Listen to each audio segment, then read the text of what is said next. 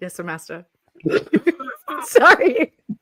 Ladies and gentlemen, welcome to another episode of the Kids from It podcast. I am TJ Whitehead, Powers Taken Not Given, joined as always by Kayla, Tequila Mockingbird 13, and we are honored to have a special guest, Eric Swarzinski from Preacher Boys podcast. How are you doing today, my friend? I'm doing so good. I'm just glad I remembered that I had a interview today on a Saturday. So yeah, I didn't miss it. It gets tricky like that, right? Whenever you're doing the scheduling and everything. When I first started doing this stuff, before this, I would always make fun of people who had assistants, and stuff like that. But man, you do this long enough, and it's like, oh, I get it. I get it now. Scheduling is very time-consuming, tedious, easy to forget. And this is old man TJ speaking here, but I have a very hard time keeping up with appointments in my phone. I need to write it down on a physical calendar because if it's in my phone and there's no alarm, I can easily forget that. Same. Tell me right out of the gate, how old are you? Because I always get on these calls and I'm like, we're all peers. Yeah. And then I find out like, oh, I'm 50. Okay. Well, yeah, that's weird. Yeah. I'm 42 as of yesterday. So Jeez, yeah. Oh my God, TJ, I forgot your birthday. Oh, that's fine. Happy late birthday. No, it's fine. It's it's all right.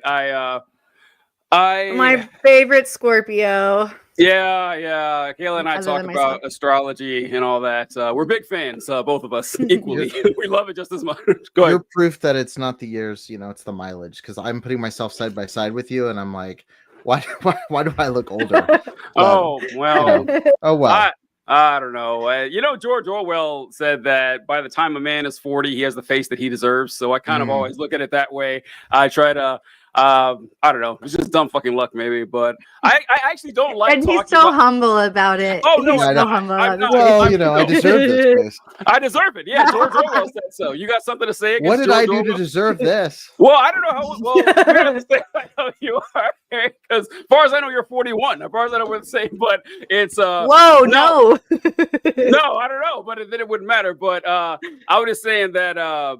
I actually don't like talking about it because when I would say it, the action's always the same. And it's like, oh man, it's like, it's just genes. It's just fuck. I don't like talking about it. But anyway, to the topic of the show at hand, however, we want to talk about your life experience and get some expertise from you and just your opinion on, I don't know, everything going on out there. And before I start, though, I want to say that you and Kayla were talking backstage and I joined a little late, so I don't know how far it went.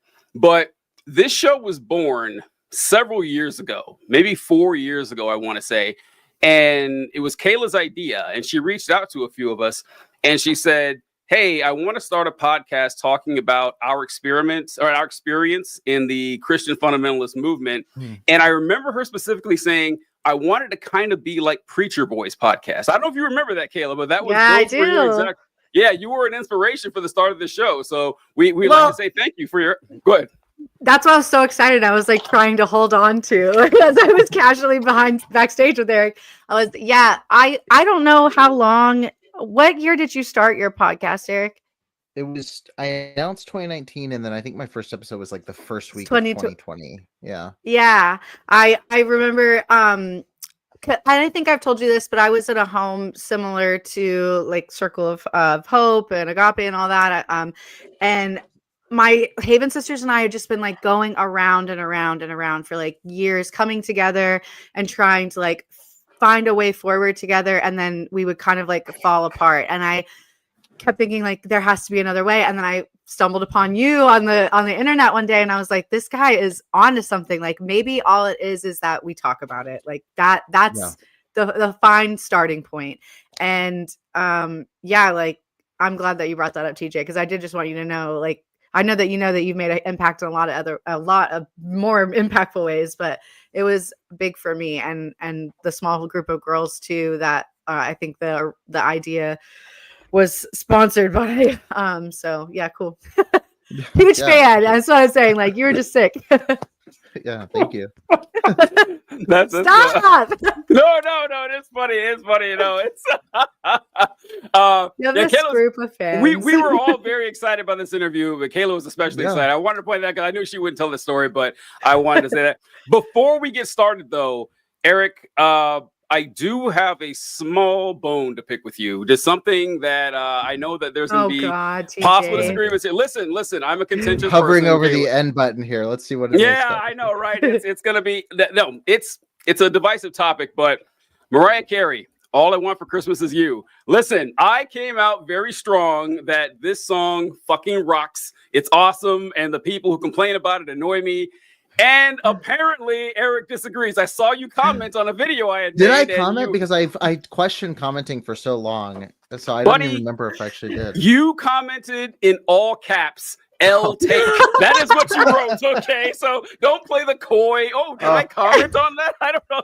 See, but I censor myself so much that sometimes I forget when I do I go full goblin mode on somebody and drop something like that. So it is an L take, but I think for me, it's not so much the song, although I think the song is overplayed and overrated, but it's also the fact that any Christmas music played like before December is not okay with me. Like, I want Halloween stretches through November. You get some November horror movies, and then you get Christmas, and even in December, like, keep it around the week of Christmas. Like, I don't want to be all month long festive here. I think that's unfair.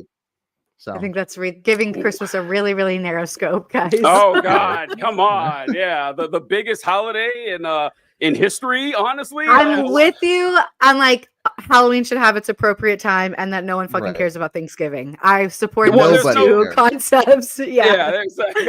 But I don't know. I go back and forth every year with Mariah personally, because like some years I have been with you, Eric, like it's too much, but then sometimes I feel like she really leads the way as far as like the spirit of Christmas goes. Like, do you really feel like it's Christmas until you've been in a store and you've heard her belting out All She Wants for Christmas Is You specifically? No, I don't know. For me, it's all like my version of Christmas is when you start watching like the 1950s Christmas musicals, like Gene Kelly or like Fred Astaire or Bing Crosby. When you hear that, I'll be home for Christmas, I'm dreaming of White Christmas. That is, that's right. Christmas for me. But who's the old person here? Hold on. You're going about the Bing Crosby. I'm 64. Yeah, White Christmas. I enjoy White Christmas. It's a good film. I don't know, the nostalgic Christmas films for me that I really enjoy are honestly only like 10 years younger than yours, and those are going to be those claymation ones. Santa Claus is coming to town, and Rudolph ones. I love those. The Grinch is great too. Those nostalgic things like that. But wow, going back to the Bing Crosby, that's pretty good. Kayla, what about you? Nostalgic Christmas movies? Oh, It's a Wonderful Life in black and white. I don't want to see it in color. I reject it in color. I just want to see the original, the half and half version of it. Can't submit. Yeah. Strong tradition. I also have like weird Christmas traditions though. I like to like have Chinese food on Christmas Eve, and I think having grown up in the IFB movement, having like these like intense Christmases, like there was. Oh no, did Kayla freeze? That's really funny because this comment says way too much cute on this panel, and there's nothing cuter than that freeze frame. She's thumbnail. Back. Oh, damn it. That's the thumbnail right there. I could hear you guys. You guys were not frozen, and I didn't know where I froze, so that entire thing was you froze kind of like this. Oh, good. I love that for me. Yeah, I know. It's great. So, but yeah, it's good times. But all right, let's get going here, folks. Let's get to what everyone came here for, the actual meat and potatoes of this conversation. So, Eric, like we said, it's a pleasure to have you on this show. And you honestly were a huge inspiration for us. And I enjoy a lot of your work. I've seen a lot of the lives that you've been doing on TikTok lately, and stuff you've been sharing, and really appreciate it. Would you mind telling us a little bit about yourself, where you grew up or what your interests were when you were younger? Yeah, I'll give you the 10,000-foot view and then stop me anywhere you want to, or we can zoom in to some of those segments later. But go for it. I was in the womb in an IFB church. And so from the time I was born till the time I graduated high school, my parents were attending an independent fundamental Baptist church. They were on staff for most of the time that I was growing up. And so I literally spent 7 days a week on the campus, more time than I did at my house, like Sunday morning, Sunday night, Wednesday night at church, Saturday knocking doors to invite people to church, Monday through Friday going to the Christian school, all in the same building. So it was a bit of a bubble, and I loved it though. And grew up in that for a long time, didn't question it. I thought we were the city set on a hill. I thought we were, better than everybody else. I thought we had the truth and no one else did. And I kind of just got a real hard slap to the face where when I got to 10th grade or 11th grade, like I think just about to start 11th grade, there was a sexual abuse cover up where somebody was relocated from another church to ours. I Googled his name just to see, what happened or why he had come to our church. And the second result down was warrant issued for Chico youth pastor's arrest. And so as a teenager, I started going to all of my authority figures and just started getting shut down at every turn. You're bitter, you're not forgiving, this guy, you're trying to destroy this guy's family, yada, yada, yada. And ended up losing a lot of my core relationships very quickly. And those last 2 years were pretty miserable. But in that time, as I was getting pushed out of that circle, I started researching basically like I had a podcast without a podcast. Like I would just literally Google like every speaker that was mentioned, every time a pastor like Jack Hyles was mentioned, I would Google them, and at that time it was like stuff Fundy's like, or Jocelyn Zichterman's book, or like a very small pool of resources. And I even remember going on the Fighting Fundamental forums at that time, and making a username. So like it was a lot of learning about like our movement not being what it claims to be. And fast forward, ended up leaving, went to a more, a slightly less fundamentalist church. We could go to movie theaters and listen to good music and that sort of thing. And worked there for 2 years, and then ended up going to work with a missions organization for 2 years. And that really all imploded around the time of the Trump election because I didn't agree with standing around praying around the flag for the right candidate to win. But yeah, that was kind of the rocky journey through religion. And then when I started the show, Preacher Boys, I still identified as like a Jesus follower, but I didn't go to church. I was upset with American Christianity and specifically. And over the course of doing the show, I got to a point where I woke up and my default state was not, oh, I definitely believe there's something out there, like it just kind of became an effort to try to turn that back on. So yeah, that's kind of like the really broad brush of the last 29 years of my life. But yeah, I can zero in anywhere that you want to talk about. Well, I'll let Kayla have the chance to hop in real quick. But one thing that I want to mention about something you talked about, you mentioned stuff Fundy's like. This is, it warmed my heart to hear you mention this website.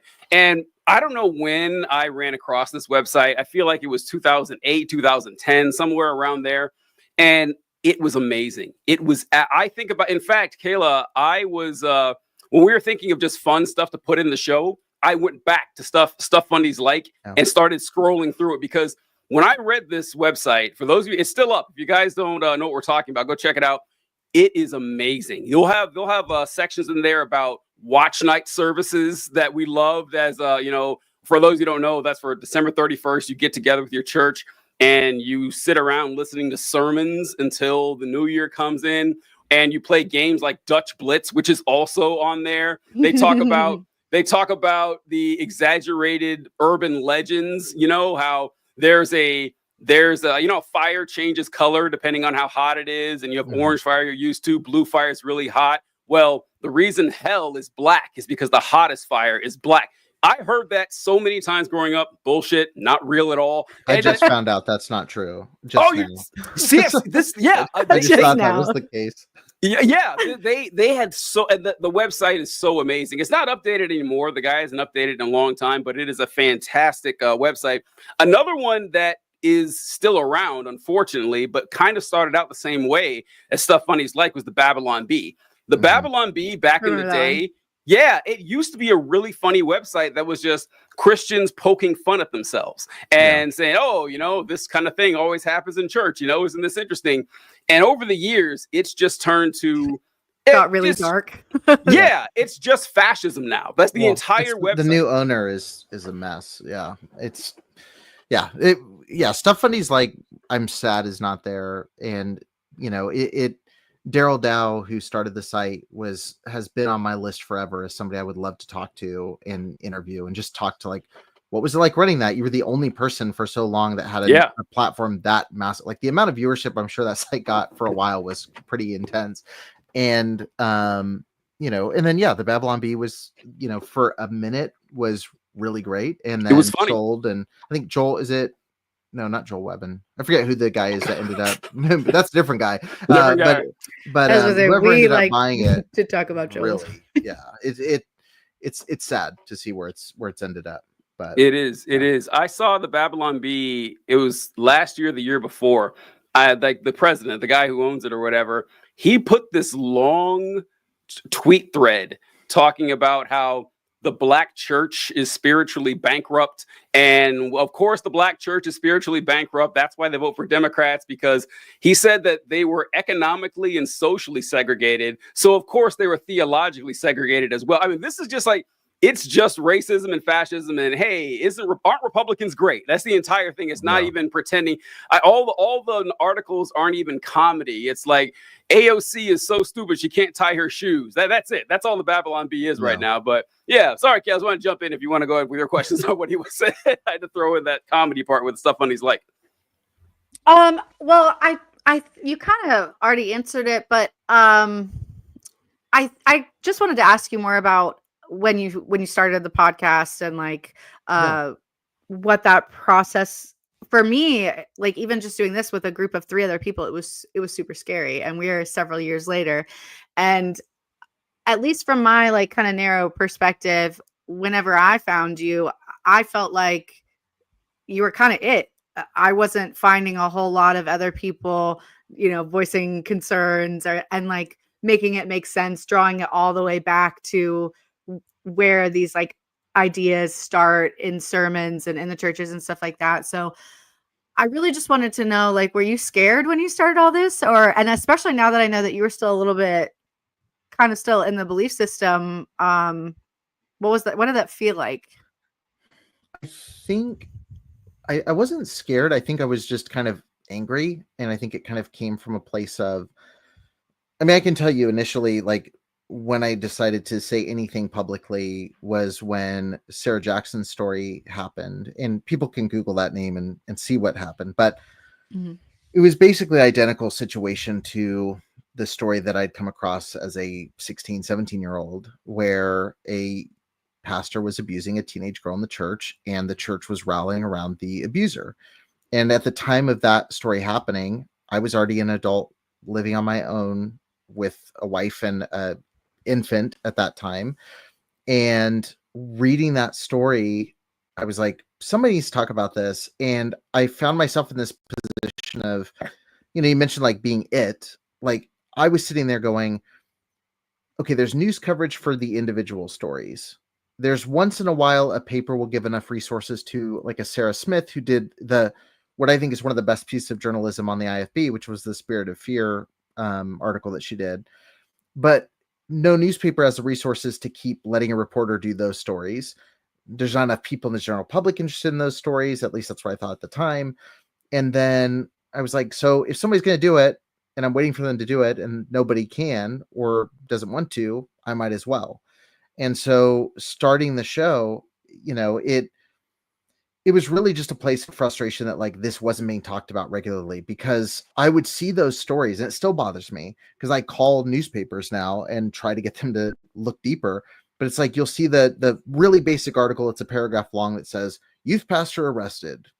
And it's like, do a little digging and go, what college are they from? How many people from this type of college have been arrested in the last year? Like, I just was getting frustrated that it couldn't be dealt with, and I felt like it needed to be someone from so the isolated. inside. Yeah, to dive into it.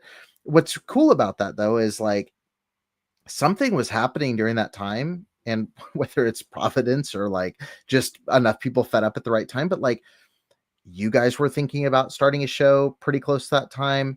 The Leaving Eden podcast started right around that time. At the time, you know, the Recovering Fundamentalist, I think, was going in a decent direction, you know, when they were launching. That's for deep in that rabbit hole. But like, there was a lot of shows that I think did a lot of really good work in opening a conversation. And now it's not just, it was just just me for like, I feel like a couple days. And then it was like, boom, Yeah. now there's a bunch of others and people that didn't talk to each other. It was just, we all felt Yeah. this thing. And I still don't know what it was that pushed everyone over the edge. I think it was just the pressure it built to a point like everyone wanted to do something. Yeah, there was like that it was like almost in the air all of a sudden. I remember Yeah. like people calling me and reaching out to me that I hadn't spoken to in a lot, like randomly, you know, to Yeah. just talk about some stuff like that. So as far as the movement goes, you know, the blind eye movement, or this, like, I think what we hope would be like a more general knowledge that it exists and it's very prevalent and kind of hides in plain sight. Do you feel like the movement is where you would like it to be now, or do you still feel like there's another wave of you know, public knowledge to come with this particular thing? The movement of like advocates, or the movement As like, far as just, I feel like I still have to explain IFB very yeah, regularly, just like in my daily life when I'm talking to people about, you know, having a podcast, yeah, and like what's it's about. I still have to like do a lot of clarifying down. So I mean, yeah, personally for me, I would like to see it be just something that and this might be a pipe dream because it's one of a lot of cults. There's a lot yeah, in right. America, but where there's just like more knowledge of it, and as something to be aware of, you know. Yeah. Where do you Yeah, think we're at with that? I was just talking with everybody from Blind Eye actually last night. I had like all 5 people from their group talking about Let Us Pray and like awareness, and I was talking about like optimism or pessimism about where things are at. I think the IFB is in a weird place where like it is dying very quickly. Like the big meetings are not so big. Like the Sword of Lord conference is smaller than ever. Like big things like that, and they were never big to begin with. Like it's a small movement getting smaller.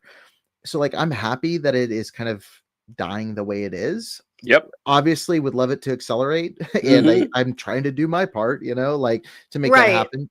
But in terms of like the public, I feel like my concern is not so much necessarily getting like the person down the road to understand like here's what the IFB is, because they're never going to go into an IFB church anyway.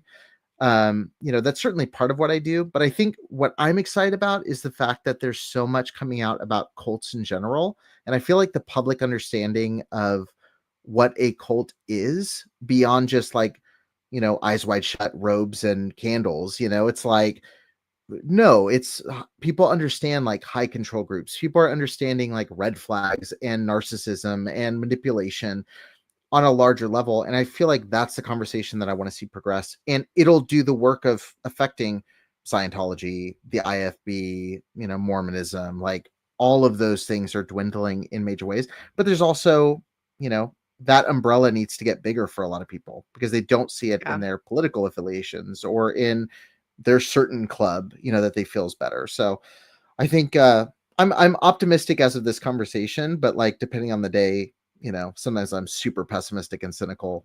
Like yesterday, I was pretty cynical in my answer. So just depends on the day. Yeah, this thing with the IFB cult and cults in general, it is difficult because people's idea of a cult, like what you see in a film, Yeah. isn't exactly, or even generally, what it's going to be like in real life. Yeah. A lot of times the cult's right in front of your face and you don't notice it. I mean, we were in it, and at the time, I didn't think I was in a cult. I never considered it that way.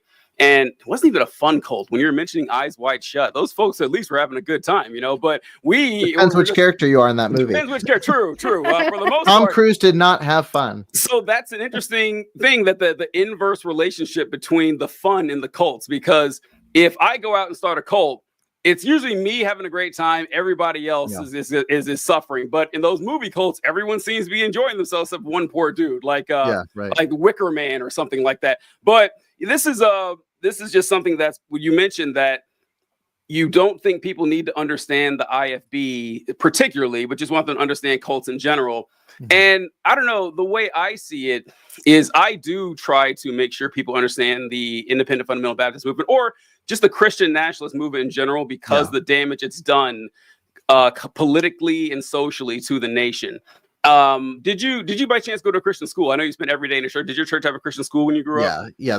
My dad was the principal for most of the time I was there, and both my parents were teachers. So yeah, I was in the Christian school, and I want to mention just before it slides by, like the Christian nationalist side of it is something that I'm also glad there's a big conversation about right now. And it's something I was talking to a friend of mine on the phone the other day, and I said, it's interesting when you do a show, like you want to be able to not cut off conversation. You want people to listen and be challenged. And so you don't want to always go guns blazing and make them go like, that's definitely not me. And, they flip it off and they don't hear what you're actually saying.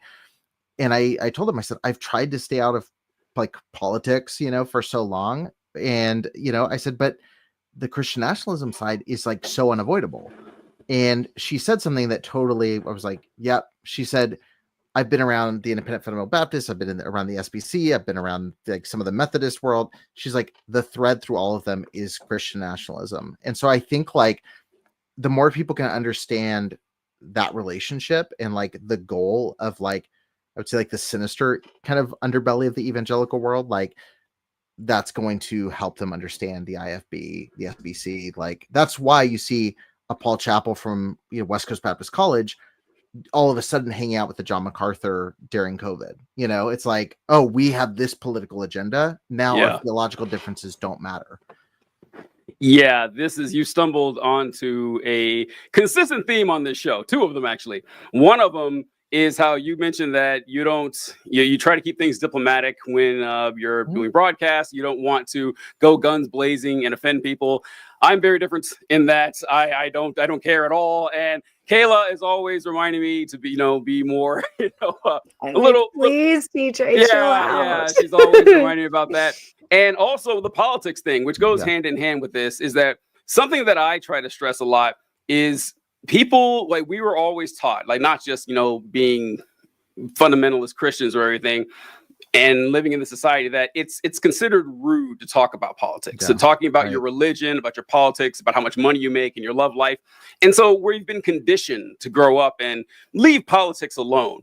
And I think that's nonsense. I think it's ridiculous because everything about your life is political. I say this all the time, but your bank is political, your landlord is political, your police chief is political, sexism and racism, it's all political. Everything that has a direct influence on your life, every person who has direct influence on your life, that person is political. So yeah, I'm going to talk about it. I am, because like you'd have to avoid literally every single subject. But yeah, and so, it's such a great point about how there are divergent theologies or practices or views or cultures within the Christian movement in the United States. But when it comes to politics, all of a sudden there's a whole lot of agreement and we can look the other way on things.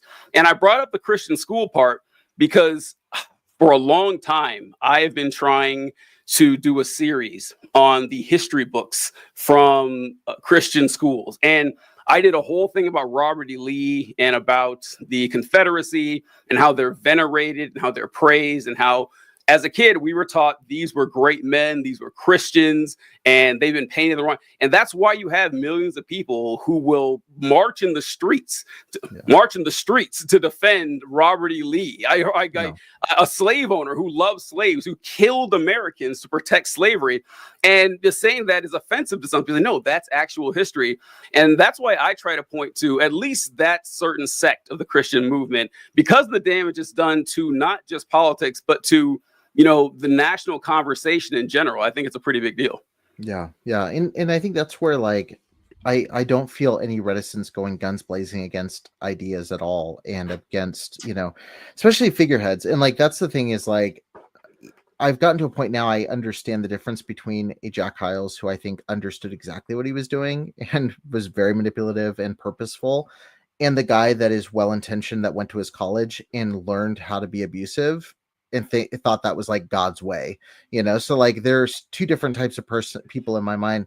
But when it comes to the people listening, like the concerning thing to me is not so much like the overtly sinister people. I think it's the people that are extremely misinformed, because I was one of them. And so I try to think in my content, would I, am I thinking about this in terms of understanding, recognizing where I came from and what are the steps I could give to myself then to lead myself out? How could I be the, the stuff Fundy's like for the next Eric, that's growing up right now, to the people that will never find that website, like how can I be the person that they can sneak a podcast episode and get a grasp on what they're actually in? And so I have a lot of empathy for a lot of people that are extremely misguided, because I was numero uno in that regard. Yeah. When it comes to people who are involved in this cult, that's a great point. There are two types of people. I think Aaron Ra, I heard him say this. There's two types of these Christians. There are the deceivers and there are the deceived. There is no third category. That is it. You can be one or both, but there's no chance that you're neither. You fit into one of them in somewhere or the other. And I always say that for a lot, I kind of consider myself an anti-missionary whenever I first started on this. Kayla can tell you this, that before I started doing any videos or broadcasting or anything like that, I was just really annoying on Facebook. That's really what I did. I go ahead, you guys something to say, Kayla? Got something to add? Oh, I can't hear you, Kayla. Oh, you're muted. Kayla, you're muted. Oh. Technical difficulties. There we go. Hear me? There we go. You're okay, back. sorry, everything was frozen. I was just going to say, yeah, super annoying, like very, very. Just would not stop. That was worth the wait. Like, broski, if you thought about a podcast, you can just say it all. Well, I was in the Army at the time, so I wasn't comfortable doing it then. But anyway, yeah, I started off being very. You were knowledgeable, though. You were spitting some facts. You're goddamn right. Yeah. And so, I was just very annoying on Facebook. But, getting that information out, what wasn't very important to me, because I don't know about, well, actually, I got to ask a little bit more about that, because you touched on, your spiritual journey, Eric. I want to get to that. But I lost my faith, I don't know, a little bit after college, honestly. And when it happened, I felt really hurt. I was hurt and I was lost. God was real as the ground I was standing on. I felt like I lost a limb. It was one of the most horrible moments of my life. And after going through that pain, then I just started feeling hurt and betrayed, because I spent so much time talking to clergy members, to instructors, to pastors, deacons, like people who supposedly knew better, and easily stumped. Easily. Like with third grade questions that I had just accepted the answer to. And then when they get pressed on them, it turns out they don't have anything for me. And say, oh, okay, so you guys knew that this path led to nowhere and you're just believing this on fairy dust. So I was like, okay, I'm going to try to let everyone know, hey, this is the truth right here. You may not like how I present it. You probably will, because I'm hilarious, but this is just how it's going to be. And I kind of saw myself in a way that I'm going to help these folks. I'm going to lead them away and say, you don't have to be this way. You don't have to believe in this. You can be better. And over the years, I just kind of realized that that's kind of a bad way to go about it, because if people want to learn more, they'll just ask you, right? You don't have to try to. You don't have to insult them first. This just in. Yeah, it turns out you don't have to. But look, some people like it. They like it. They enjoy. Look, if you can insult people all you want, as long as it's funny. Have you ever had Eric? Have you ever had someone insult? It's true. Well, check this out. Have you ever had someone insult you, but even you thought the insult was funny and you laughed anyway? When that happens, it's hard to be mad. It's actually really hard to be upset. Like if someone is making you laugh, like humor is incredibly disarming. It hurts me deeply. I don't know. Maybe I'm different. I'm suddenly thinking about Jake Paul thanking Mike Tyson for slapping him last night, and it feels like the same thing all of a sudden. Well, I don't know. In my experience, it works pretty well. But I was just I wanted to lead people away and be an anti-missionary on this, but over the years, I learned that there's more effective ways to do it, that people will reach out to you and then they can contact you. How did you handle Eric, if you could tell us, you mentioned that when you started the show, you still were a believer, I believe you said. Yeah. And then every time you did the show after that, it got a little bit more difficult. Where did you end up? What would you call yourself exactly? I don't know. I mean, it's cliche. It's like the most cliche thing to be like, I don't like labels, I mean, on paper, I would say I'm a agnostic, at this point. I mean, whatever people want to call me. I don't really care. Atheist, agnostic. I just got to a point where I was like, there is no indication of anything supernaturally different about this thing versus all the other movements we talk about. And for all the talk of the Holy Spirit and, being a new creature, and, it's like, it's exactly the same. And the results of, the change people experience, I don't negate. Like, there are people who join churches and their life radically transforms. Yep. There are people that join Alcoholics Anonymous whose lives radically transform. I think there's people that convert to, be Buddhist and their lives, right? Like, I think I find belief to be a lot like diets, where it's like, if you find a worldview and stick to it, you're going to have a lot of things that probably do drastically improve, because you're sticking to some system instead of going day to day, bouncing around from one thing to another. So all that to say, like, yeah, when I started the show, though, I was coming from a place of like, I'm going to help reform this to what it could be. And, I think this will change. And I very quickly realized, like, nobody wants that. They're really pissed that I want them to want that. And, the few that I would encounter who were like, oh, they're different. Like, next thing I know, they were leaving their church, or they were getting kicked out of their churches in worse situations. And it was like, the church doesn't seem to be welcoming any of the people that actually exemplify what I found Christ to be, during that time period. And then, as I got further in, it was just like I said, I didn't wake up with my default operating system going like, there is a God and you're doing everything for this purpose. Like, that just disappeared, and I definitely think the types of stories I was listening to and consuming, I definitely think that the realities I was seeing impacted that. Like, but I don't think it was just a situation of like, oh, I heard some sad stories and now I don't want to be part of this. It was a lot deeper than that, and then add all my personal experiences and, life in the religion myself. It was just like, what am I doing? Like, why am I forcing myself to fit into this mold at this point? Yeah. Felt that. Yeah. Something that we, I just want to know if you've ever observed, because obviously I think you're on like what, episode 338 of that's Preacher a Boy? very If specific I number, so knew probably that, that's it. I'll be impressed. I know it's over 300. So just a little moment to shout you out there for it, because that's epic.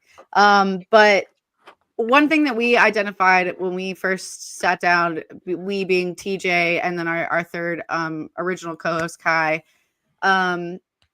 we feel like we found this like trend around the IFB churches around military installations, because us in particular, we're all a little bit military brats. Have you ever observed anything like that? Or yeah, okay. This is my favorite talking point that I've never talked about on the show, and I talk about it Hell so yeah. much, and people always go like, "You're so dumb. This isn't true." So when I first of all, my grandparents ran a Christian coffee shop on a military base that was like a ministry for people that were in the armed services, and then our church had a lot of missionaries who supported that were like, their mission field was the military. And then when I was doing media production for churches, I would go to Hawaii pretty often to shoot promo videos, and most of the people in the churches were in the military because they would, they were stationed there. So like, anybody that wasn't local was pretty much either really wealthy business person that was retiring there or working remotely there, or military.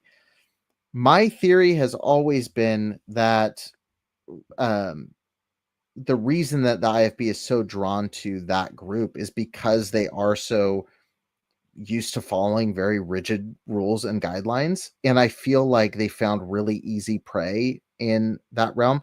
And also, let's face it, I think churches in general like reaching parts of the population that are experiencing really heavy traumatic things. It makes it really easy to get someone to sign up for your specific religion.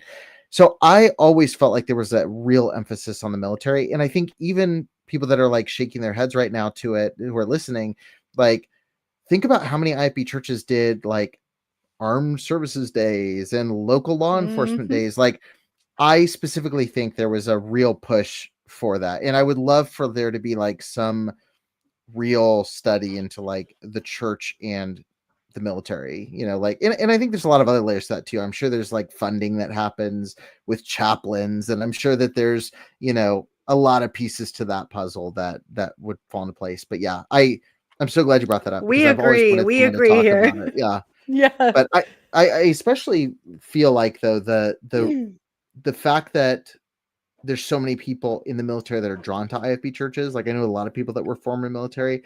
I think the guys that really went for the rigid, like rule following to the T, the super short hair, like the people that were obvious military, like they like felt right at home in these environments. And I think there's a correlation there as well of like, I can immediately just become pliable and part of your, you know, your kind of orbit.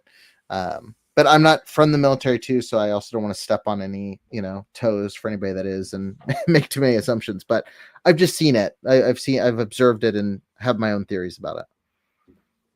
No, this is something that we were talking, like, I think it was actually before we even had the show. I just had Kayla and Kai on as guests, and we were talking about this. And one of the two of it was you, Kayla, said that, hey, did you guys ever? It was you, yeah. You guys ever notice how often these churches pop up around military institutions or installations? And I couldn't believe I never caught the correlation, because when I started thinking about it, that's how my family got involved. We started attending Rhineland Baptist Church in Kinsbach, Germany, right outside the military base where my dad was stationed. We moved to Fort Leonard Wood, Missouri, and that's where Kayla and I went to school. And there was a church right outside that military institution. And when I started thinking about it, you saw it all the time. And Eric, you mentioned how often you'll see these churches with military-specific ministries.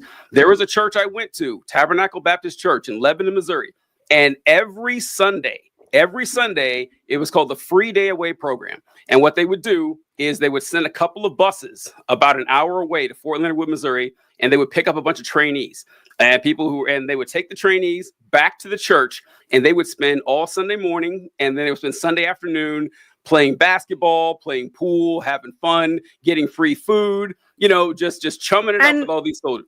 These are, just for context, like Fort Leonard Wood has a basic training camp there. Like we're probably young men, like 18-year-olds, 19-year-olds away from their family. Yep. Scared, vulnerable, begging missing home. Yeah. Just to do.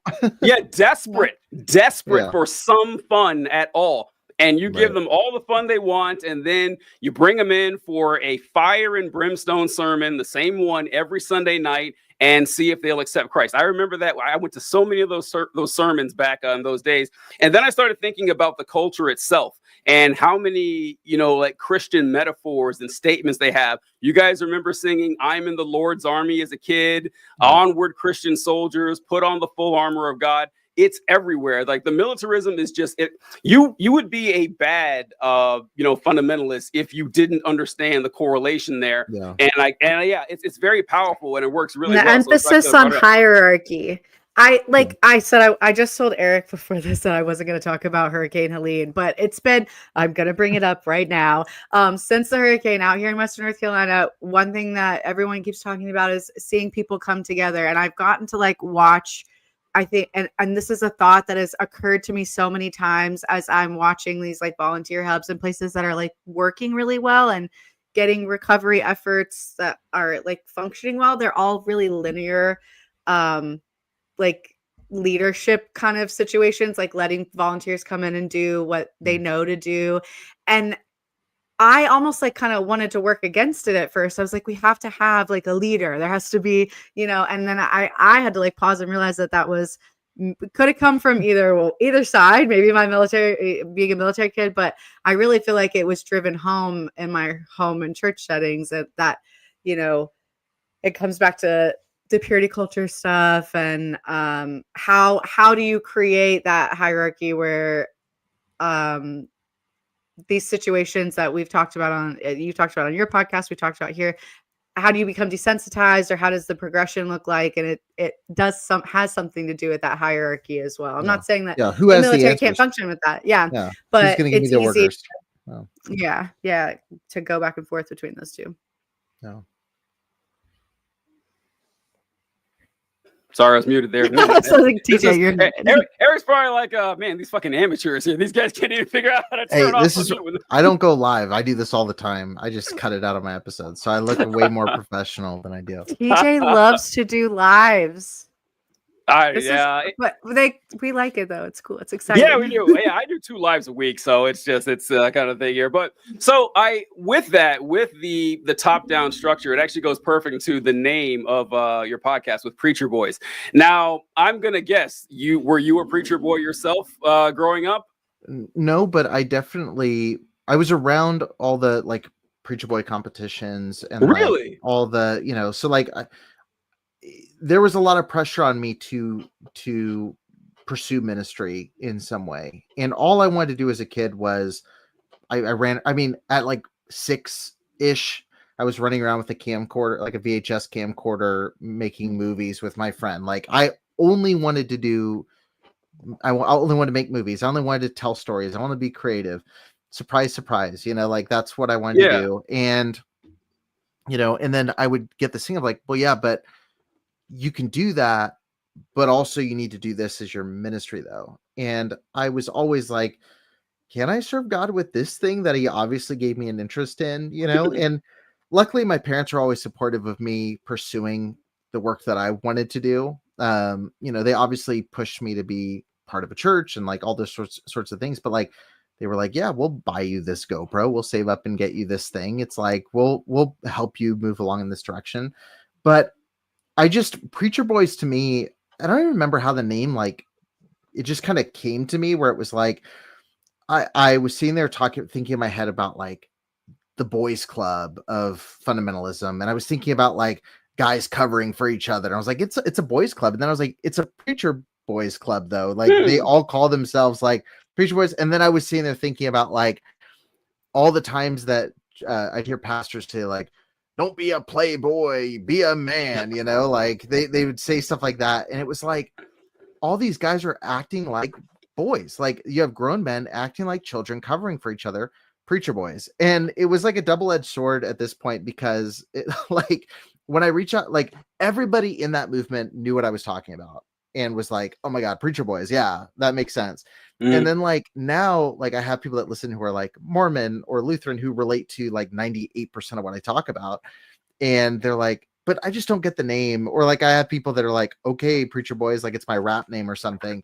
And so like now I'm like, I wish I would have picked something like more clear, but now I'm too far into the brand. Preacher Boys would be a really, really cool rap name. And I think that with the Z, all of course. This sounds like Boys. Very positive attributes to your name here. If there isn't a gospel R&B group called Preacher Boys, we need to we can start it right now. We need to start it immediately. Yeah, I think it's right here. We can be producers at the very least with the Preacher Boys. Yeah, wow. I gotta tell you, I am surprised to hear that you weren't a preacher boy. Honestly, that did catch me off guard. I thought for sure I was in the presence of a fellow preacher boy. Well, I never was interested in preaching ever until I left my childhood church. And when I was at the church, that was like a lot lighter version of what I had been in. And like they were more like trying to pursue like the J.D. Greer, Matt Chandler, like gospel centered, world, which that's a whole nother conversation.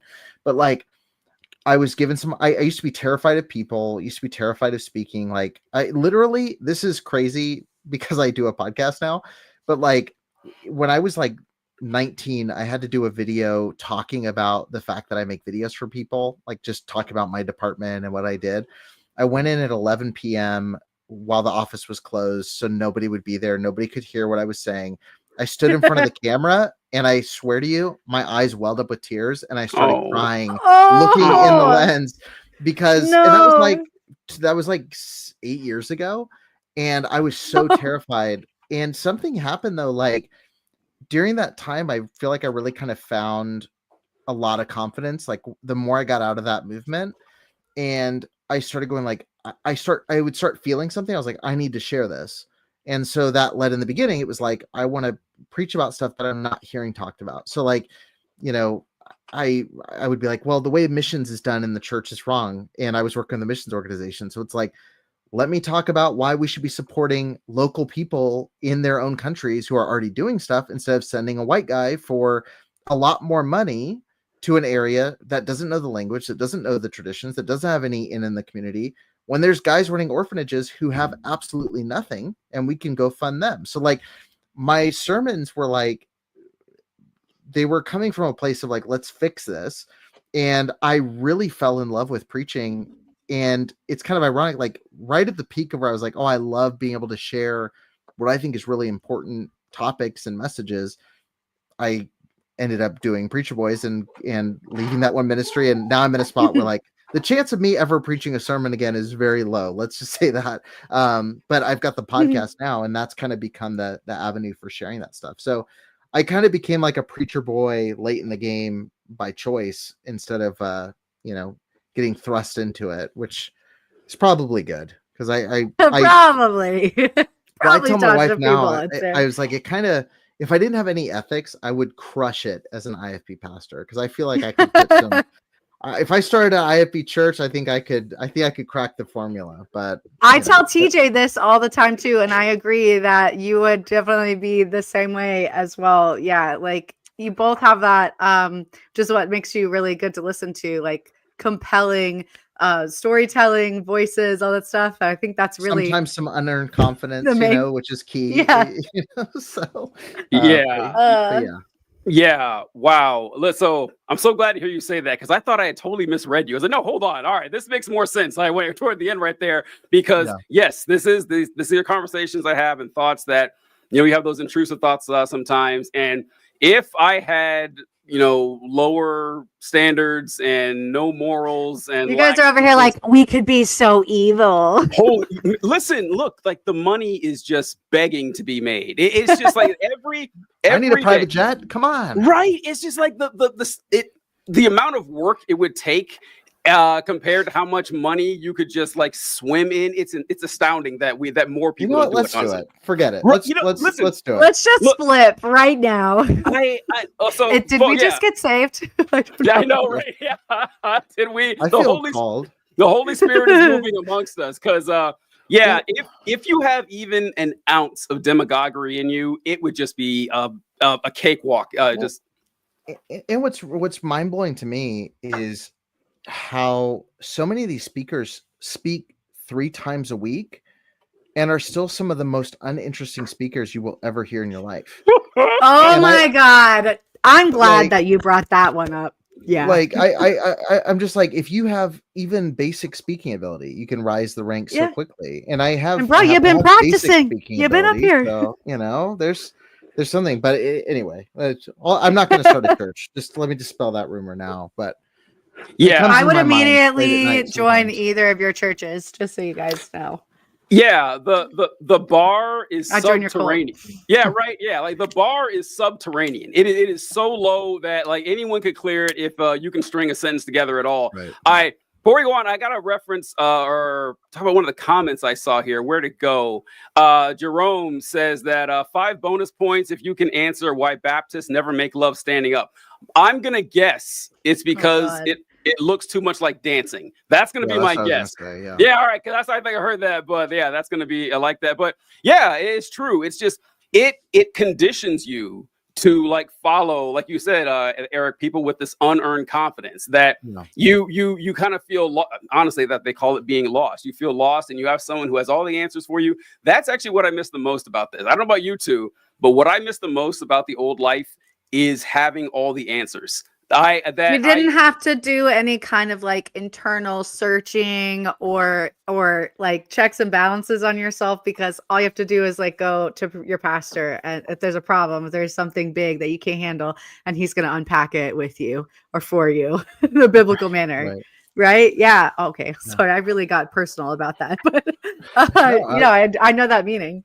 Yeah, certainty is like so desirable, and it is. It's kind of the thing that I think is funny about all this is that I think people go, oh, you were probably always bitter and you looked for an excuse to leave. I'm sure you can get versions of that. And I actually found my journals back here. But I actually found something I wrote in like January 2020 when I started the show. And I literally wrote, what are the things that's enraging about church abuse is not that I despise the church, but because I wish I could still love it. Yeah. And I think that mentality of, like the comfort and the peace and like the nostalgia I have. Like I still have nostalgia for certain hymns and the aesthetic of a pew, and like the thought of around Christmas Eve, like I'd love to pack a pew with my daughter and like hold a candle, you know, and like do those things that meant so much to me as a kid that now I look at it and go like, it's so tainted, where it's like I wish what it claimed to be, it actually was. Yes. And Yeah. it wasn't, you know? And so I Yeah. think it's almost like this sense of loss that like this thing I thought was there is not. The relationships I thought I had were not there.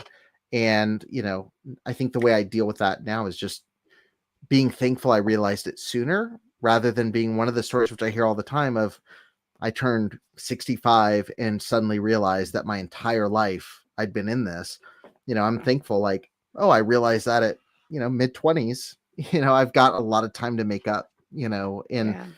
it's anyway. Yeah. I when I stumbled across on my journal, I was like, yeah, this kind of sums up exactly it. And it was not something I ever shared publicly. It was just something I wrote down as a thought, where it's like, I would love this to be what I thought it was, and it's not. So I have felt that so many times too, and those little moments of grief. It is grief, like it's a form of grief, but they sneak up on you, very unexpected, you know. And I hear you too. I think about it a lot with my children, and I'm glad that you said that about just continue things that you knew as a child that you feel like should be implemented into your kids' lives, maybe perhaps, and you're like, well, wait, there's these greater issues there, can't introduce that, and then you have to grieve that little thing or feel all of this, you know. There's no end to it. There's no like other side of growing up in a culture or environment like this. I mean, there is you can find peace and stability and all that. I don't mean to imply that, but those little moments of having to remember or like check yourself or just make a decision about something really tiny, but deciding how you believe it. Sure. You know, and accepting what it was, you know, like I had somebody interview me and they kept asking like, tell me about how bad your childhood was. And I was like, my childhood was pretty good for most of it. Like in terms of my experience with it, like, but I grew up 7 days a week on the same campus. So like all my best memories, worst memories, and everything in between are there. So like I have some things that I just accept as, you know, I don't need this thing to be traumatic. Like I had fun doing this thing that was pretty much harmless, you know, like it just happened to be a thing I did there. I don't need to associate all with like, oh, this was really bad. And on the flip side, I also can accept that there were some things that were really bad that I never have to repeat, and I can take them for what they were. But yeah, that's like you said, it's a constant, like, to steal a Ginger Duggar phrase that I think she uses really incorrectly, but like it is that disentangling thing where it's like, what is the thing that's helpful? What's the thing that's not? But you know, if I can reclaim that word from her and use it appropriately, I think that would be close to what it is. I'm sure she won't mind. And listen, I wrote down so much about what you just said there, Eric, because it's stuff that I think about all the time. First, you mentioned how incredibly insulting it is when people will just dismissively say stuff like, oh, well, you know, if you really look into this and if you open your heart, it's going to be right there for you. You know, you just need to search, as if you didn't do that, as if you didn't spend years of your life praying and searching, crying, just begging for God to show you something that you believe with all your heart was there. And for them to say, oh, well, I'm sure it's there. You just need to work a little bit harder. And then you ask them just, you know, basic questions about the Bible and they have no clue. They have no clue at all. It's insulting and it's infuriating. And the other side of that is when folks will hear that you're no longer a believer, or that you've just left, like you might be a believer still, but you just left their certain sect of it. And they automatically go to, oh, well, who hurt you? Well, what happened to you? What was the bad event that made you leave? And it's like, no, actually, it wasn't necessarily that. It wasn't all bad. Yeah. Well, and this is funny, and I forget who said it. It was probably just a random person on social media somewhere, and I just took it from them. But whoever it is, credit to you. But somebody said that one time where they talked about that question about, and I'll address the comments about the Duggars. That was by no means an endorsement of Ginger Duggar. So that was purely sarcastic. I did not like her book. That's why I said I'm reclaiming the word. Don't hear me wrong. This is not a pro Duggar channel if you're new to me. But in terms of like the issue of what was I talking about? I got thrown off by the Duggar comment. I was talking about I just want to be very clear, I'm not a Duggar fan. We mentioned people who assume that something bad happened to you. Yeah. So somebody had mentioned that, and they said, when people say, "Oh, you left your church," and they say, "Oh, it's because someone hurt you," and someone said, "Isn't that enough?" And it was such a reframe of that question where it's like asking someone like, "Oh, you left your marriage. What, did he hit you? Oh, you left this relationship. What, did they abuse you? Oh, you don't talk to your parents. What, did they hurt you?" It's like, that's Where's enough. the punchline? Yeah, they did. It's like, okay, you left your church because of sexual abuse. That's probably enough. Yeah. Like, if that's not enough, what is? And that, when I heard it reframed that way, because I found myself, especially in the early days of the show, I had to prove the validity of my choice of leaving. And it's like, I left because it was not healthy for me. I left because it was not healthy for anyone that was there.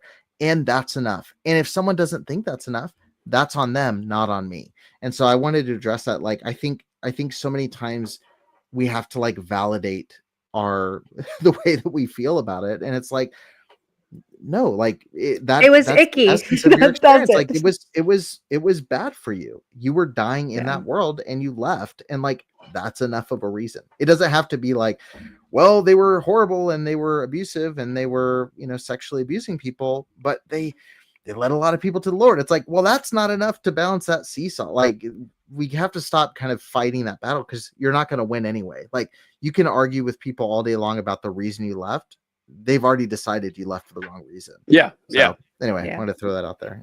Nothing's ever going to be good enough for them, and the missing the certainty is major, especially when that certainty went beyond thought exercises or historical evaluation. You were told that your life was a Star Wars movie, that you were on a mission, you were an emissary from Almighty God, and he had a mission for you, he had a purpose, he had a plan and a goal and a reward for you.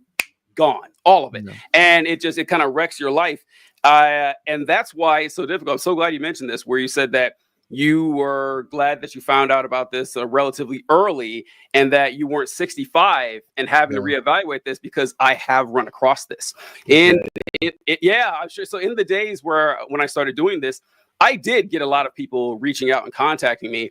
And I've had several people tell me, look, I think you're right. Like, everything you say makes sense. This is true as far as I can tell. But I'm a deacon. I'm married. My whole life is built around this. If I came out and said that this is what I believe, I would lose everything. And it's everything you ever worked for. And I sympathize so much with those people. Like, I do. I understand why you can't just turn your life upside down. Admitting it to yourself is hard enough, but losing everything that you've worked for and having to say that, oh my God, everything I based my actions around for the last 3 or 4 decades has been a lie, that's gotta hurt. That's some difficulty that I do understand. Yeah. My dad and I were talking recently, and he's kind of, I think, piecing together a lot of this, and like he definitely, from where he was when I was a teenager to now, has been so much growth and change in the way he views this world. But one of the things that kind of was heartbreaking was, he just said, I see so much of what you're pointing out about the church we grew up in and the school, but he's like, but I don't want to think that I wasted 20 years of my life, like, and it's one of those things where I was like, hate to tell you this. Well, I think on some level, but then on some level too, it's like, we're responsible for, the old statement, like, you're responsible for the intent of your actions as well as the impact of your actions. And I think you can find some comfort knowing, like, my dad, when he was a principal, truly wanted to help kids have safe, better lives, and wanted to, and could he have found a better avenue to do that? Sure, absolutely. Like, first want to say that here. But but that was his intent going in, and he was as much a victim as he was a perpetrator of that system. The same thing for me. Like, I look at missions work now very differently than I did when I was working with a missions organization. But I can also look at the time, with the information I had, I was able to help in certain areas in really great ways. I was able to equip local leadership in really great ways. Like, we didn't do a lot of the traditional white savior, missions type activity. Like, there's things I'm really proud about that work to this day, but there's also like the knowledge now that I would never go back through that avenue the way that I did. So like, I think at some point you have to just go like, it is what it is. What did I learn from it? And what can I take comfort in that was right? And what can I discard and go like, well, I can tell the next generation not to do that, or I can tell my kids not to pursue this path. Like, but I'm speaking as someone who doesn't have to swallow that pill. So it's easier said than done.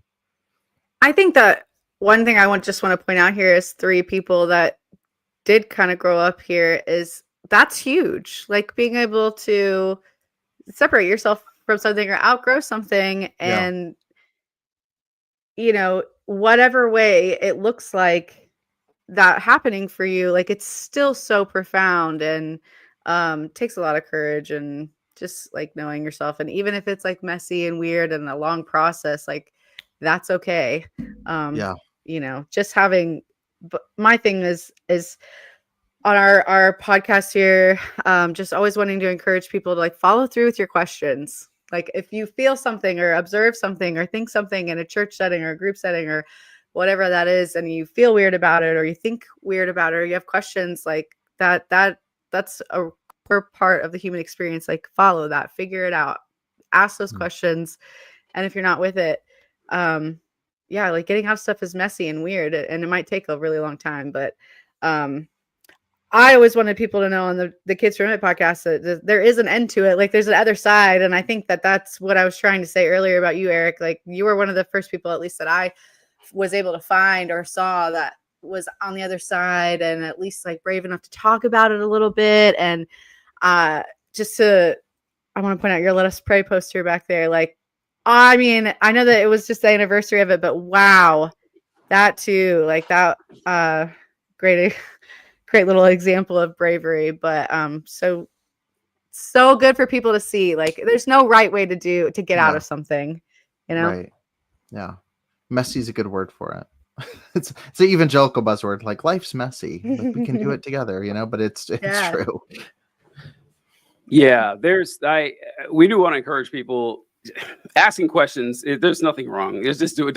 Don't be intimidated by people. That's something that, like, if I could give a lesson to my younger self, is to not just assume that although I didn't do that, I was pretty annoying back then too, with asking questions and everything. Same. But No. yeah, right. Yeah. Surprise.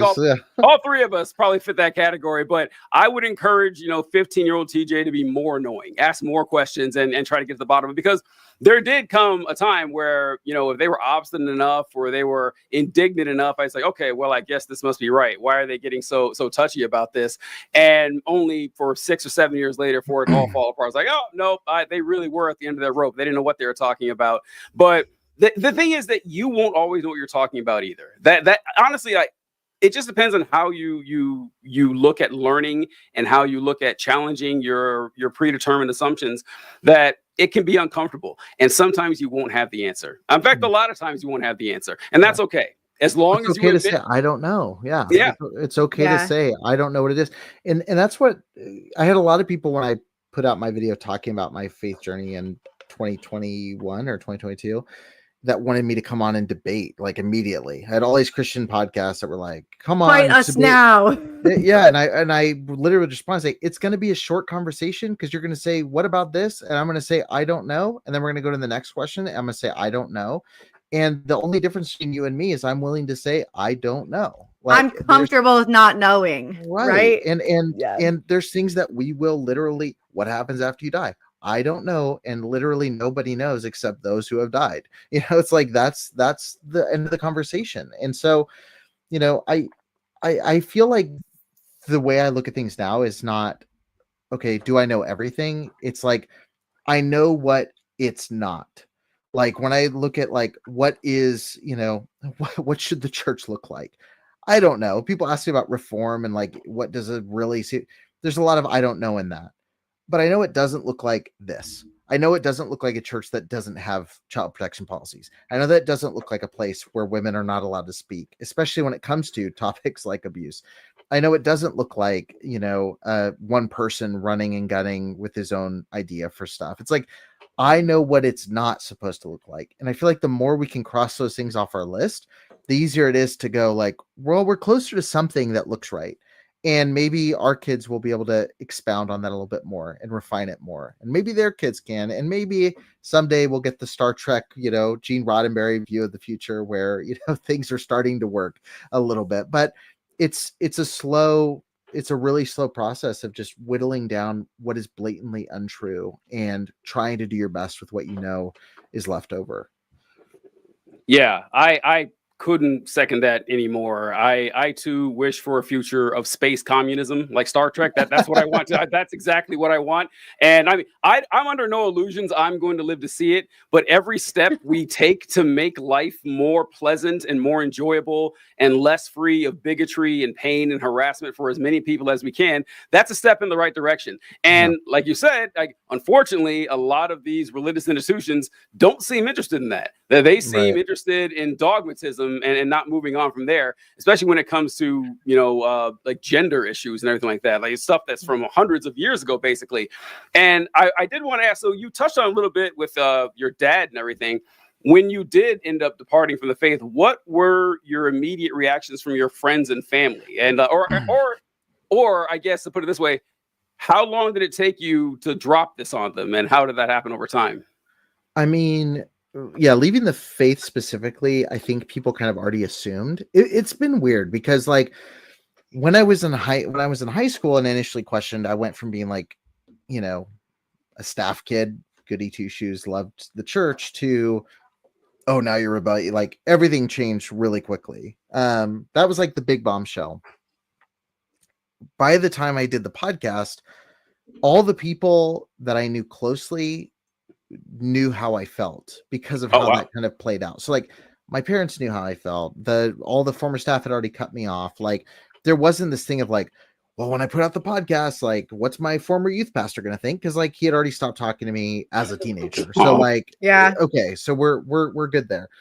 When it came to leaving religion entirely, I think what was hard about coming out with that was that I felt like it vindicated them a little bit because they already assumed I was coming from a place of like, he left the faith, and for so long I held on to, because it was true. When I started the show, I was like, I love the church. Like I love Christianity. I love what it could be and what it represents to me. But I quickly realized like nobody was viewing a ideal version of Christianity that looked like what I was viewing.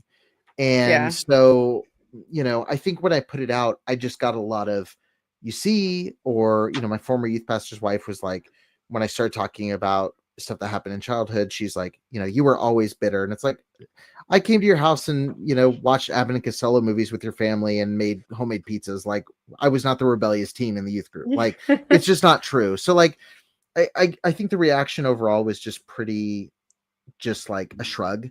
But it was a lot of like, I knew it, or I told you so. And then I think the biggest point of contention with my family specifically, I think, was when my parents were on staff still when I started the podcast. And initially they both were like, don't do this. This is not a good look. This isn't good. My dad got very upset because I called out that, I called out the past story, and he's like, you're painting the picture of the church that makes it look worse, than it is. And a lot of that, 11 p.m. phone call kind of situation. And it's like,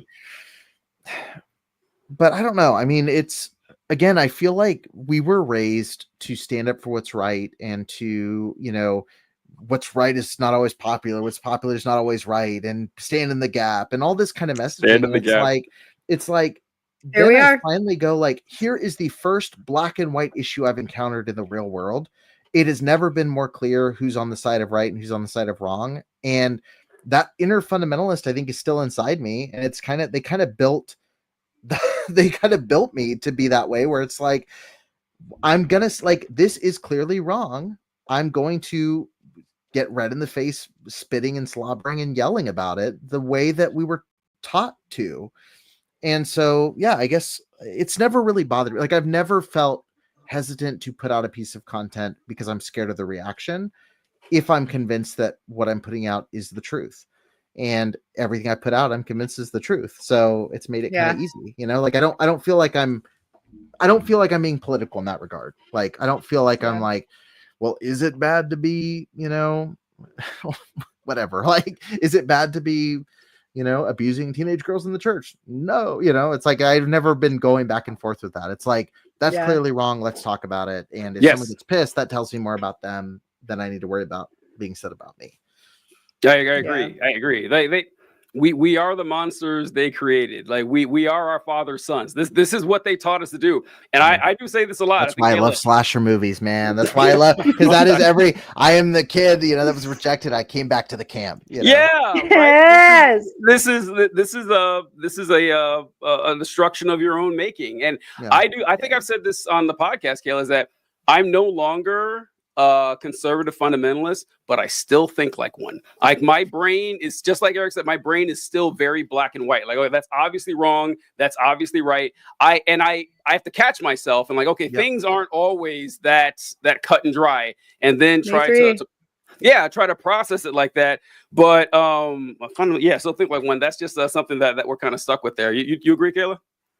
I was just going to add that my experience was really similar to yours, Eric, but I did always find that amongst my peer group, even when I would get comments like, not surprised, you were, you know, always like asking too many questions or whatever else, I'm still the person that when, I don't know, I guess like more like real life stuff happens to my very conservative friends, like they come to me to talk about stuff. So, and I like to try always to, at the end, be like, hey, just as a reminder, like, this is safe because I didn't, you know, you're just talking to me here. It's not like me and King James, you know, I don't know what else to say it. So, I don't know if you've found that with like more of your peer group. Like, I felt like a lot of my friends and stuff like that really leaned into me when I was the first one to be like, no, guys, fuck this. Definitely had some of that. Yeah. And I think it's because they know there's not going to be the judgment from you because you're getting it too. And it's so ironic though, like there's people, I have so many people that have reached out, especially pastors that reach out that are like, you know, obviously I can't publicly support you. I'm like, why the hell not? But I have to like, reach out and say that. But they come to me because they know if they go to the guys in their own camp, in every conversation, I'm like, you realize the fact that you're coming to somebody you don't agree with because your own camp would eat you alive tells you something about your camp, right? Yeah. And then it's like, thank you for the call. Click. It's like, okay, well, great talk. Yeah, I realize now I should have put, by the way, I should have put my Star Trek stuff up with the It stuff. I didn't know we were covering the broad spectrum. We all of us tend to have converging interests, it seems. So yeah. I should just start just saying it right up front.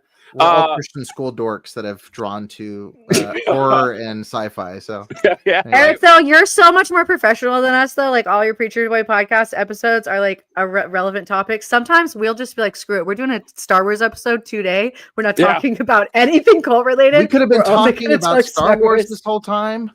Eric, we have probably done like 6 Star Wars episodes. We have done so many. Yeah, we just impromptu out of nowhere or something like that. We've had arguments over. What do we got here? Let's start. Star Trek Discovery is underrated. That's my hot take. That's my hot take for today. I love it. I love it. Yeah, so we'll try to start Star Trek some other time. We'll have to get onto that. We're late in the show here. I want to bring up one comment before closing out with some fun stuff here. That the freewheeling nomad said, you don't want an uptight nomad. You want yourself a freewheeler when it comes to nomads. Right. That's true. I was lucky enough to go to a really liberal Catholic church, and my parents were super progressive. And he wrote, I left because of the broader church. If every Catholic church was like the one I grew up in, the world would be a different place for sure. Now, this is interesting because Eric, Kayla, and I, He sounds like Kai to me. Kai always talks about that too. She does, yeah. And how we weren't Catholic. The three of us were Protestants, and so Protestant supremacy and all that. But got to tell you, as a Catholic, Protestants kind of had the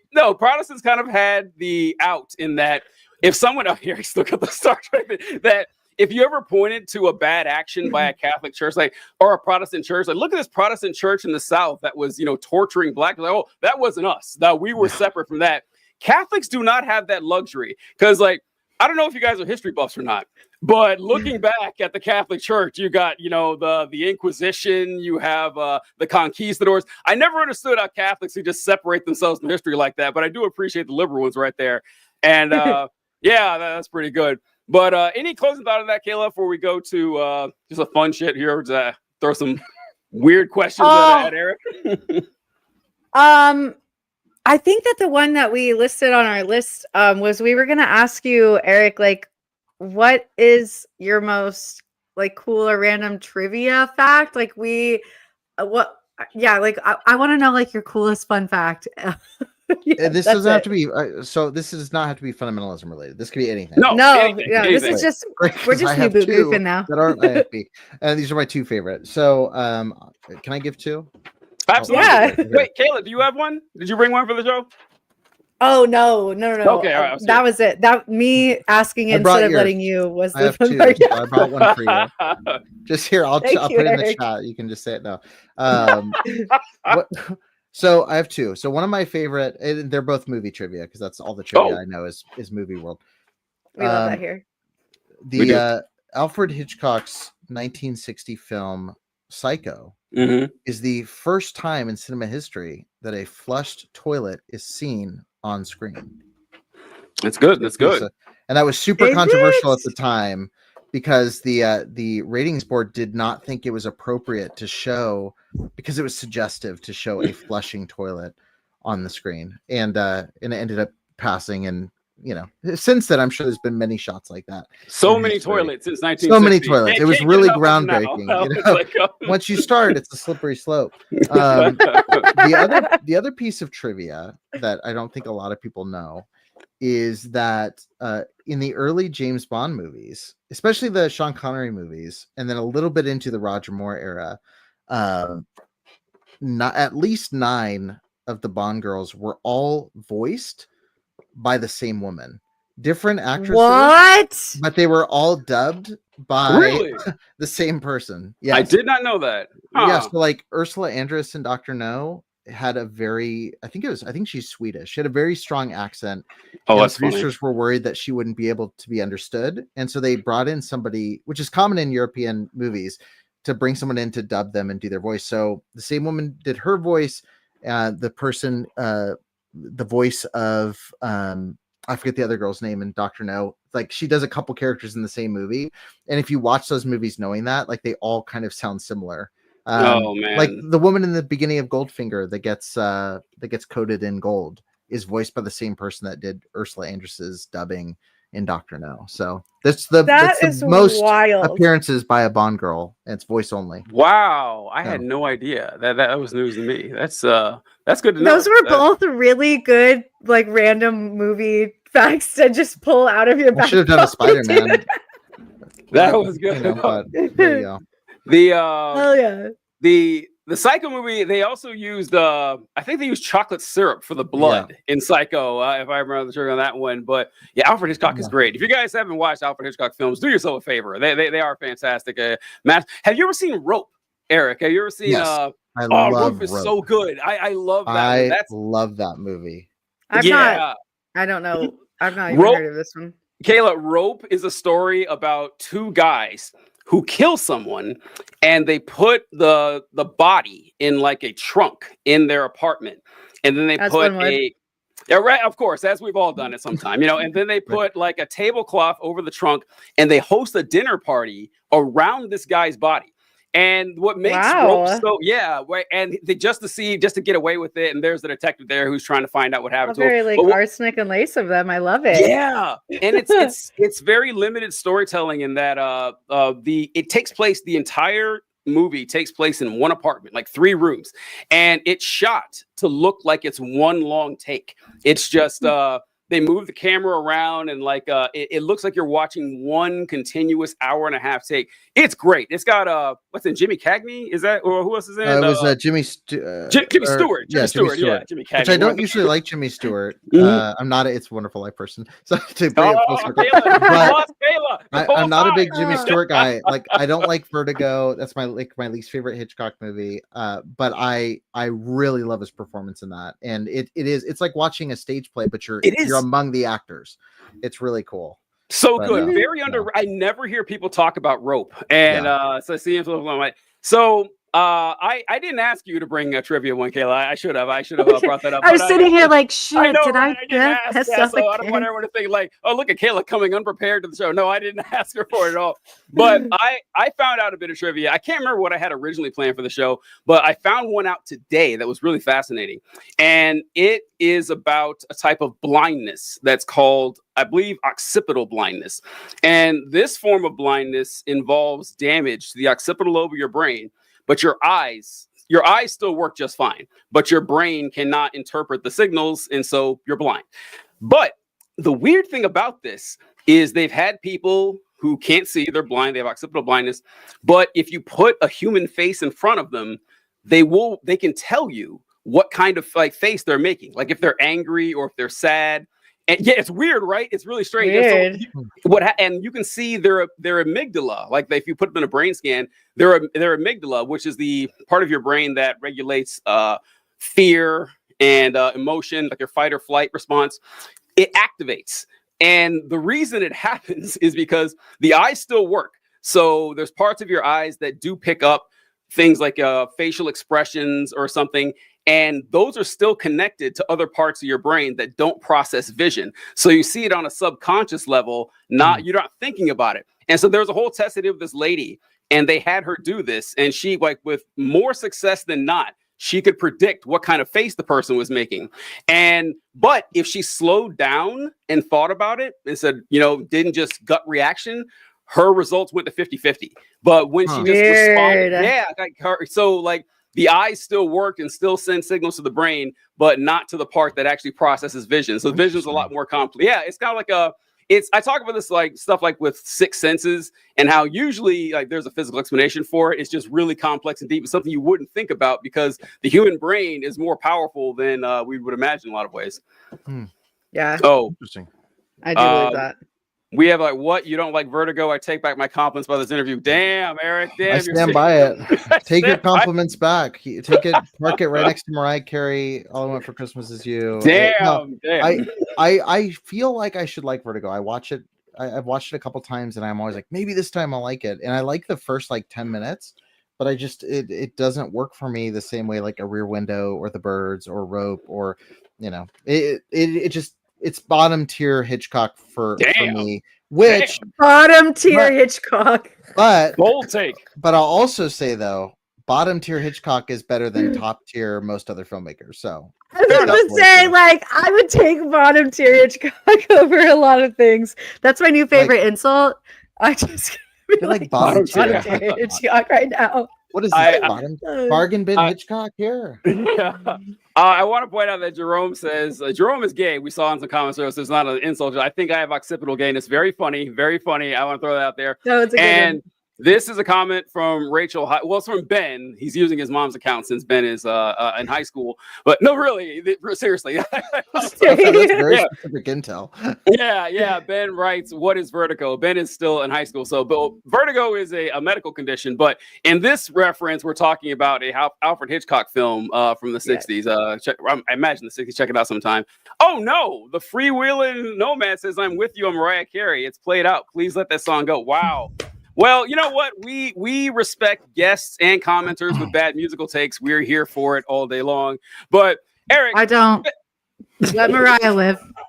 Yeah, I mean, like let Brian's her bring in Christmas. She's You guys are great. haters. Yeah, you guys are a bunch of haters here. But Eric, thank you so much for joining us Yeah, this thank evening. you, Eric. This was No, thank you. Everyone already knows, but would you mind sharing where folks can find your content?